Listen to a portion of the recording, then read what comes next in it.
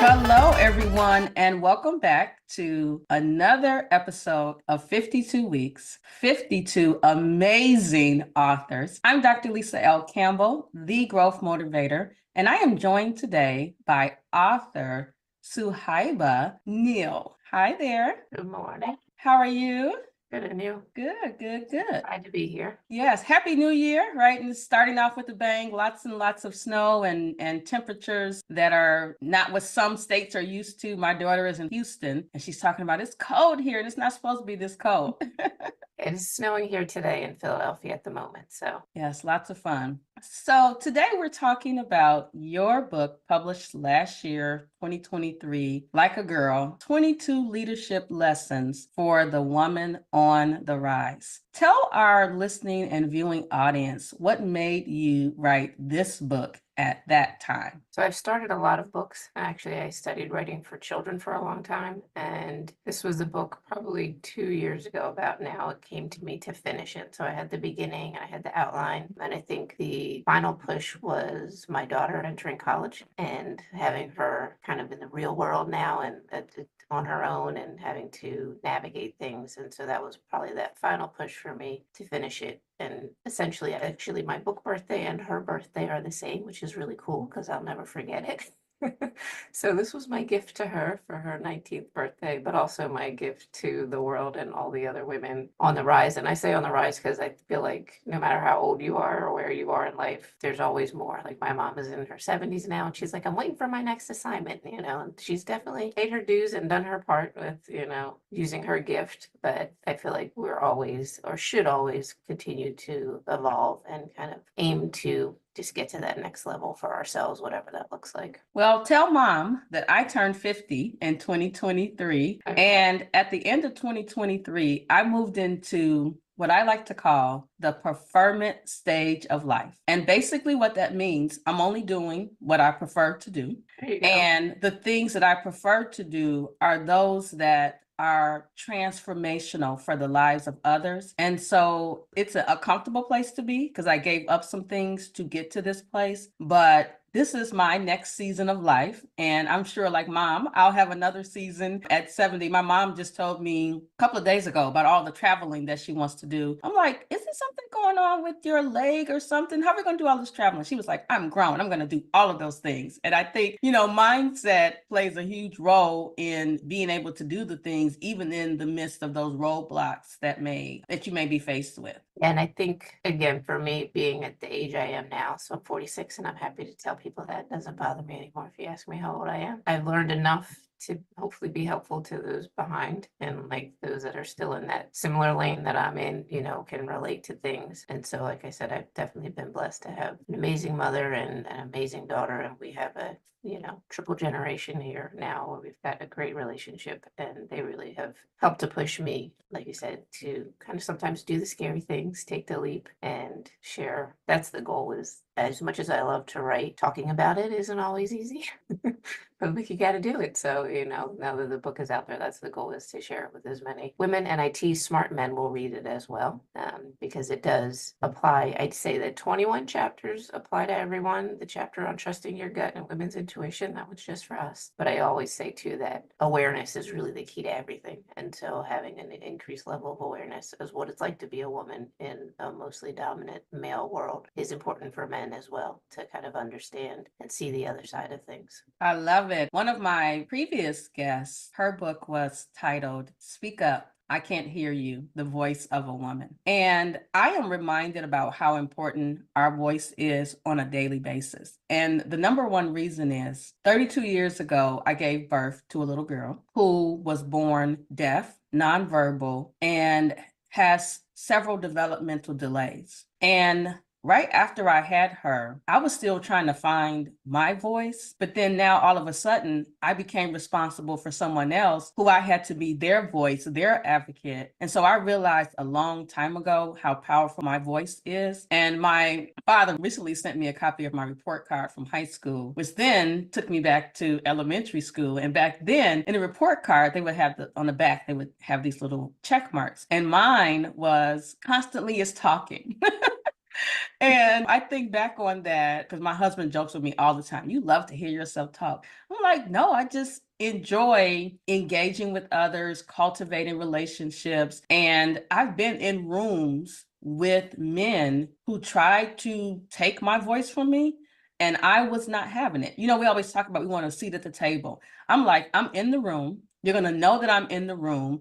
Whether I say something or not, my presence is going to be known, whether it's me smiling or nodding or how I'm demonstrating that, hey, I'm here, whether you like it or not. And then when I open my voice and say something, it's powerful, it's impactful, and there's no stopping me. Yeah, it's funny too, because so the first chapter of my book, and it starts, I tease when I'm 4 in gymnastics, it's called Be Fearless. And so for me, when I was little, I was not loud and quiet. I was the kid. They actually weren't going to let me start kindergarten because they didn't think that I was verbal enough. And my mom's like, no, she talks.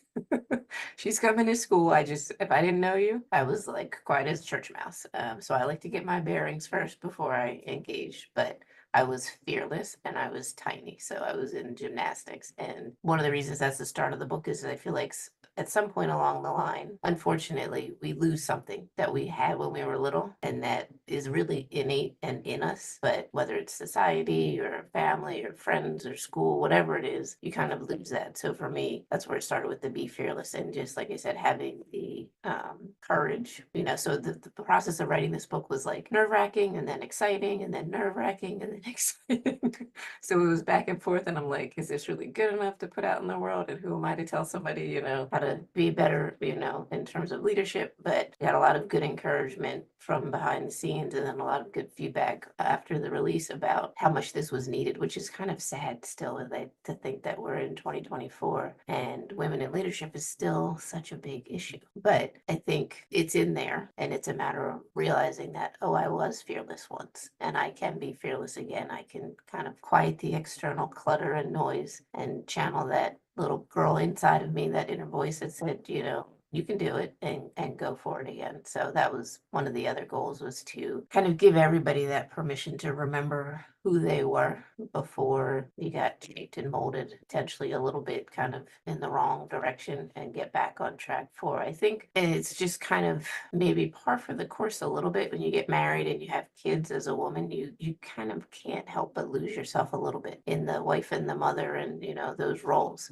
But my goal is, and I told a friend of mine actually who's probably in her early 30s and just got married, I said, just pay attention and don't lose yourself. She's like, you have no idea how much I needed to hear that right now. So I always encourage people, like, if I've already been there and done that and I can help you, like I said, be more aware of what's coming down the pipeline so that you don't get blindsided or you don't get too far off track. That's really the goal, is that, like, we need all of these women leaders. We need them all to have different personalities and different kind of ways they operate and be in different spaces. And that was the ultimate goal, was to share my story in the hopes of it resonates with someone else and it helps them to maybe, stand a little taller or speak a little louder or, say, excuse me, but I don't think that's quite right, and I still have moments where I'm quiet when I shouldn't be, and then I kick myself later.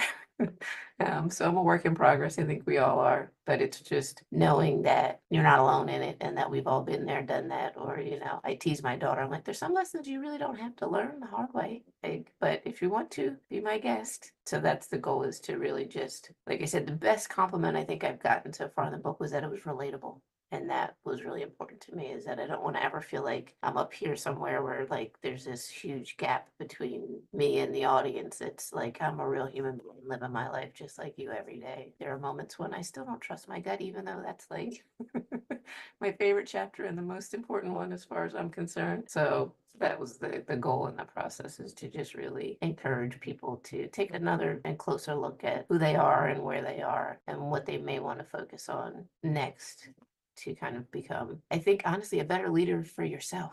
Yes, And then, if yes. you know, you're the leader of your life, you set a great example. I've seen it with my daughter over the years, you know, like they're listening and they're watching. And so that, you know, really perked my ears up that I need to make sure I'm setting a good example and not just talking about it, but, you know, walking the walk to being a good leader for yourself and then expanding that out in the world with family and work and wherever you can make an impact and, you know, help someone else kind of find their spot in that leadership role as well. Would you say that writing this book really, really helped you? I think it clarified a lot of things. And like I said, for me, part of me, I teased the very first time I talked about the book was to a group of all women in the painting industry, which is what the background is in. So 20 years in a family business, which is residential painting, mostly male dominated. And this was actually the first time that the association had a conference just for women. There were 92 of us in the room. It was really cool. And I had to admit that I suffer from no big deal syndrome. So like I said, my grandfather was a writer. My great grandmother was a writer. My great great grandmother was a writer. Some of those books behind me are theirs that I was able to find online, you know, dating back to like the early 1900s, which is really cool. But so it's always been on my list to write a book. So at first it was like no big deal because I've been trying to check this off my list for a really long time. And then I remembered that it is a big deal. And I actually had a mentor tell me, you will never have another first book. So make sure you celebrate that. And that's when it hit me that that's why this had to be the first book, because it is my story. So my writing mentor always told me to write my story, tell my story. You have a great story to tell. And actually, that may be another book later on. She was referring to being mixed. So growing up with Black mom, white dad in kind of a prominently white neighborhood. So not a lot of African Americans, not a lot of mixed kids, but what that experience was like for me. So that may come later, but this was also my story and like I tease in the book, it's normal to me. So it doesn't even phase me anymore. I have one networking group I'm in still. That's fabulous, but it's all men and me. And we had a couple women kind of come and go. And I know my coach is really always looking to add more women to the group, but it doesn't even phase me anymore. You know, so that has been my life and my world for so long. All brothers, you know, all male dominated industries, that it doesn't even occur to me. But not all of us have that quiet confidence to be Mhm. okay in that space, like you said, and to speak up when necessary I and to have speak found up that many again. women, yes, It's I have all found that over. many women suffer from imposter syndrome. And it's so hurtful when I see it happening because we're like unintentionally self-sabotaging ourselves. And a lot of times when people see me in a room, first in my industry, healthcare administration, Right. some women have, a master's degree or a bachelor's degree. I have a doctorate degree. People immediately think that I'm up here. And I'm like, no, I have this doctorate degree, honestly, because I was teaching at a university and I was like, how can I make more money? They're like, you need a doctorate degree. I was like, all right, you don't have to tell me but once, right? But I think my confidence, my inner confidence I was born with. And there were times when I did lose my way. And when I actually wrote my first book in 2023 as well, called Grow With Me. And in the book, I disclose, my journey, the things that, tried to take me out. I tried to take my life 2 years after having a special needs daughter. And I freed myself from a lot of guilt when I was writing the book. And I never thought I would write a book. But the first 4 chapters, I didn't physically write. I spoke to my computer and I cried and I laughed and I reflected. And it really unleashed something inside of me that I was allowing other situations to hold me hostage. And so towards the end of the book, the first book, I was like, oh, there's a second part to this. And I immediately, before the first book was even published, immediately started talking to the computer again to get those thoughts out of my head so that I continue to help others. And one of the things I realized when I was writing the book, I sent a text message to several of my family members, colleagues, and said, hey, name 3 words that you would use to describe me. And when they told me those 3 words, I was like, wow, that is me, right? I knew that that was me. But as I get older, I am, of course, much more mature, always seeking to be more emotionally intelligent And something that I like that I read in chapter 22 or lesson 22, never stop learning. I believe you should be learning faster than you're growing so that when you get to the place that you're supposed to be, you're ready. It's like those seeds that you're planting in the ground and now you're watering that process, which really, when you come out on the other side, whenever that time period happens, you're like, wow, I'm ready. But I think sometimes we allow people, situations to hold us back. Now, unlike you, I was married later in life. And so one of the struggles that we had was I was Lisa Campbell. And you were not going to change Lisa Campbell, right? And so here we are now, 16 years later. We both have changed so that we could continue to maintain our separate identities, but then, be together as husband and wife. And it's been an amazing experience because it has helped both of us grow. Yeah, and so for me, it's funny because I'm the opposite. You've got your doctorate. I'm the one that I'm like, but I only have an undergrad degree. And they're like, yeah, and 25 years of experience. I'm like, oh. And also, like you said, with the learning, like I'm always, my biggest issue is I can't remember where I read something because I read all over the place. So I'm on LinkedIn, I'm watching stuff on YouTube, I'm reading books, I'm listening to stuff in the car. And so, like, I'll hear things and I'm like, I don't remember where I heard it, but I know I heard it somewhere. And then to take you back to my first love and my favorite thing of all, which is basketball, there was a young guy, I'm not sure what team he was on, so if you're not familiar with the NBA, they have like the minors, the way that the baseball and everything does, called the G League. So a young guy in the G League wanted to get up to the NBA level and he asked his coach, what do I need to do? And he told him, be ready so you don't have to get ready. And that like totally shifted my mindset of like, maybe I'm not there yet, but the minute I get there, I want to be ready already. And so for me, the continuous learning and education is really important so that, like I said, you can ward off the imposter syndrome. Sometimes people say things to me, and my coach actually, who is a man at the moment, I had a leadership coach who was a woman a couple of years ago. I've worked with a lot of different coaches on the court and off the court in all of my years. He's the one that always tells me, you're ready. You like, because I'm that person, like every I has to be dotted, every T has to be crossed. It's got to be 100% done before I'll put it out into the world. He's like, no, you're good and you're ready. Just do it. So, but that one's always stuck with me, is like, don't wait till you get there to get ready. Get ready right now. Be ready right now. And like you said, that continued evolution of when you step into that room, knowing that, oh yes, I do belong here. Like, and let that imposter syndrome go and just, like you said, take your seat, use your voice and kind of don't be the shy, quiet one.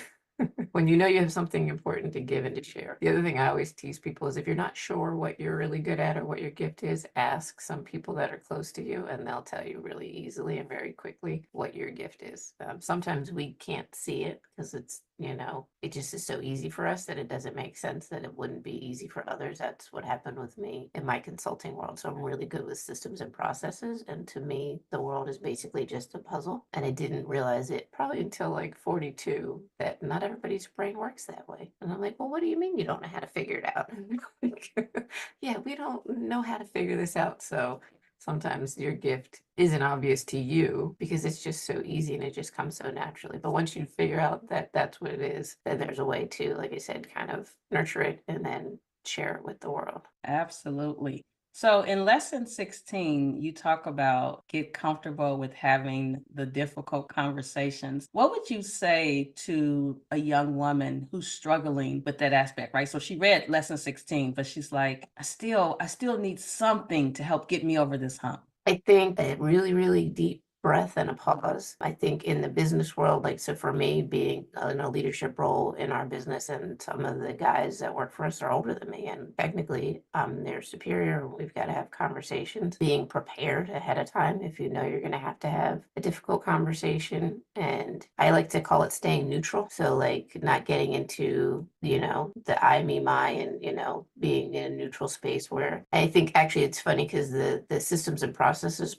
person in me, like having a system and a process and having a handbook for the business and having, we call them rules of the road, like this is how we operate, that actually makes it easier to have a difficult conversation. So if you're in an office environment where there are like no rules and no regulations and no core values and it's like everything's out of bounds, it gets pretty difficult. But if you have clarity around things, then it's easier to say, hey, look, this was one of our core values. We're having an issue because it's not being honored. And then can we talk about about it. So actually one of my clients very early on, who the first guy that trusted me to help him get his business, more organized, was having a trouble with one of his employees. And he's like, it's just so not like him. He's on time all the time. He's usually like alert and, on top of everything. And this past week, he's been late. He's been disheveled. He's been like kind of all over the place. So they sat him down and he talked about, these are our core values. This is how we operate. And, this is really just not acceptable. And it's just black and white. Like, these are the rules. It's, I call them like the house rules at home with my stepkids and with my daughter. They are what they are. I don't have a lot of them because I think when that list gets really long, then it gets hard. But there are like 3 or 4 core things that are non-negotiable and everybody knows. And if you have a day where you're having a bad day and you're out of bounds, which is what happened with this gentleman, he discovered actually it was when there was a lot of stuff going on in the city of Philadelphia and it was stressful and he was taking his work truck home and he was afraid something was going to happen to the truck because he lived in the city. And like, it was when the riots were happening a couple of years ago. It was just kind of a mess and it was stressing him out. So by having the conversation of,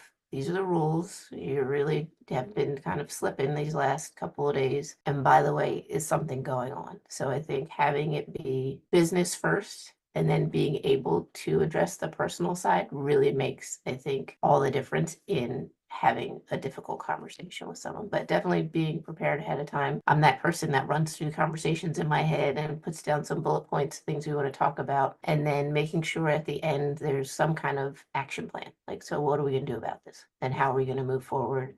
And when are we going to check back in to make sure that things are moving in the right direction? I think if you're not the leader and you have to have a difficult conversation with the boss, the same thing, still be prepared, and know that it's okay to bring. So I have a thing where like my door is always open and I tell the guys all the time. And actually a funny story was one year we gave out first aid kits and then, all the guys keep them in their trucks and we had monthly meetings and I always ask the guys at the end of the meeting, do you need anything, Sometimes they needed new equipment. Sometimes they needed this, that, the other. One guy, he's like, it's going to sound really silly. He's like, but the Band-Aids in that new first aid kit, they're not sticky.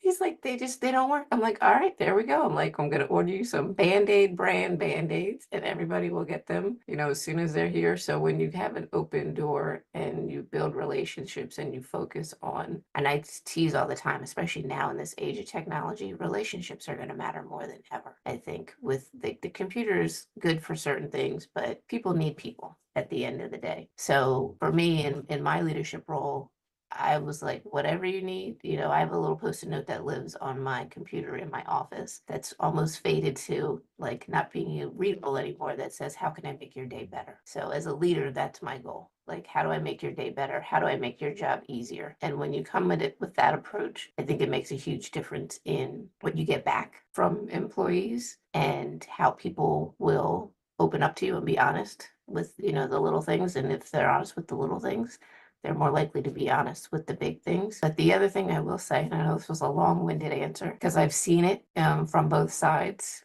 in a lot of different, scenarios over the years. Not having the difficult conversation when it's necessary is 100 times worse than having it because everybody knows you should have had it. And then things just balloon, and it just gets worse. As opposed to deal with it in the moment, move on, and everybody can kind of exhale and breathe on the other side of it. So it's definitely something to practice and get comfortable with. And like I said, that bullet points and the deep breath beforehand and staying neutral really helps me. But avoiding them is way, way worse than getting comfortable enough to have them when necessary. I love it. Even though you said it was long-winded, it was impactful. In my mind, I was like, you are the leader's leader. You really have the skill set and the tactics to help others in those difficult situations. In the book, you talk about being a good listener. And I think being a good listener, being a good communicator, attacking things head on are critical. I tend to, when I notice someone is off balance, I tend to first ask, how are you? Because oftentimes that relaxes them and allows them to be more vulnerable with you. But I've also found that your subordinates or those even above you, they don't see you as a real person. It's hard to open up to you. And so when I said I'm going to read the book again, this project that I'm entering in is going to be in a health system where more than likely I will be a minority as a woman, as an African American woman, but I have 32 years of expertise in the area that I'm going to consult on. But my number one goal is always to develop relationships. I have the names of the stakeholders, and when I get on site, I need to build an avatar for each stakeholder so that when conflict arises, I will have established that relationship with them and we can have the uncomfortable conversations. I read a book called Critical Conversations. I don't know if you've read that book. And that book also helped me in terms of how I navigate the workplace, but also how I navigate my interactions with my adult children, now with the grandchildren, but then also how my husband and I interact. And the more we improve those skills and learn from those lessons, we will grow. And I have to be honest, I'm afraid about the future, right? Like what the future is going to hold, which is good because, it's called the future for a reason. But I feel that many of us don't have these lessons, and we all, in some shape, form, or fashion, need to do the work. We have to do the work so that we can improve and have better relationships. Yeah, and then the last thing I wanted to say, though, that I kind of forgot about is in the beginning, my definition of leadership was totally wrong. So what I thought a leader looked like and acted like and should be, totally wrong. Like, I mean, not wrong, but the point is we're all leaders. We all have different styles and they're all necessary for success.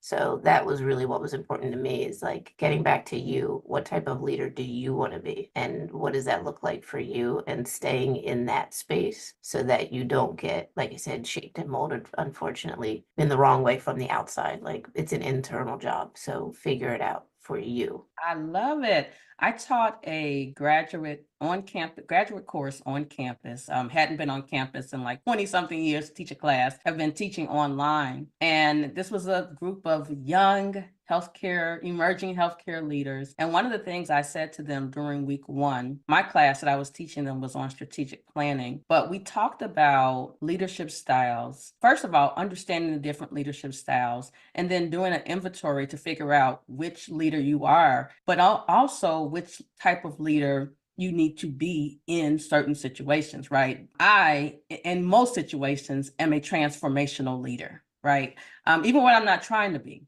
Figuring out who you are is so important because others will quickly define you based upon what they think. I remember being in a room with someone who talked about in certain communities, certain things happen. And so I was just looking, because sometimes, I'll just, as a woman, I just look, and they're like, you don't agree. And I said, it's not that I don't agree. That's not my story. I grew up in the inner city of Chicago, but the things that you're describing, I didn't experience. So we make these assumptions about people and their circumstances based on unfortunately, our own biases. So tell our listening and viewing audience where they can get a copy of your book. So it is on Amazon, and you can do a paperback or an ebook, depending on how you like to read. And it's actually, once you're done with that, you can buy it direct through the publisher if you wanted to do that as well. I'm pretty sure the pricing and the shipping is the same, so it's just a matter of preference. But also on my website, which has to do more with the consulting business, but is shifting now as I've moved into the leadership space, the fullcirclebusiness.net. I have a designated page at the top of the menu called Like a Girl that has some additional resources. You can look at them now, and they makes more sense if you've already read the book, but everything else that I talked about in the book, there are additional resources there as well to kind of help further you in, like I said, that new kind of rediscovery of yourself as a leader and what you want that to look like. So I love it. Well, I want to thank you so much for having the conversation with me.